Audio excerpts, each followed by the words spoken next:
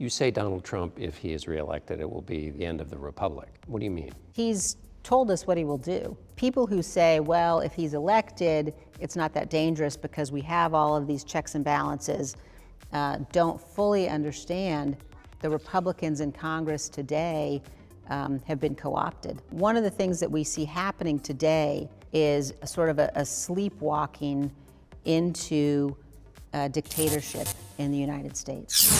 Liz Cheney continues to be an inspiration since 2020, every single year. I was thinking back on this book, which I keep on my shelf, and I always go to for faith in our institutions, Profiles in Courage by John F. Kennedy. The book is about Americans who held firm to their integrity in the face of overwhelming opposition. BTW, there are no women profiled in this book.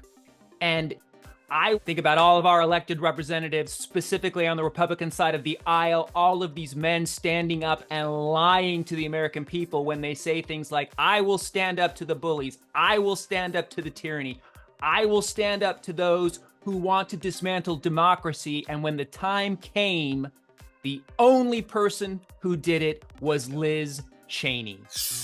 As our investigation has shown, Donald Trump had access to more detailed and specific information showing that the election was not actually stolen than almost any other American. And he was told this over and over again. No rational or sane man in his position could disregard that information and reach the opposite conclusion. And Donald Trump cannot escape responsibility by being willfully blind. Everything she did as vice chair of the House January 6th committee, watching those hearings, I was impressed. I was so grateful. She's smart as a whip. She's morally centered. She's brave. She was bullied by all of these people that she considered her allies and colleagues. And she knew the truth. She knew Trump was trying to dismantle an American election, and she spoke up about it, and she sacrificed her entire career.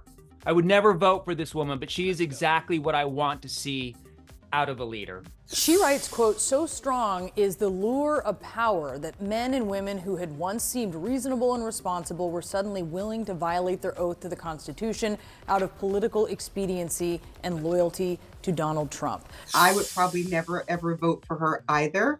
But she is teaching at the University of Virginia. And so I really would love for her to come and have a conversation with us, because I do think she is a profile in courage. There are lots of things that I disagree with, which is what we should expect.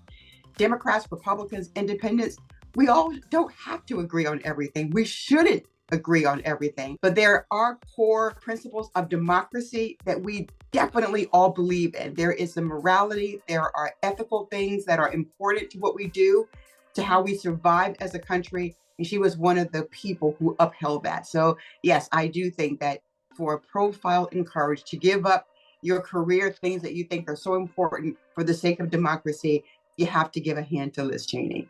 Donald Trump is the only president in American history who has refused to guarantee the peaceful transfer of power. And he watched on television while the mob attacked law enforcement, invaded the Capitol, and hunted the vice president.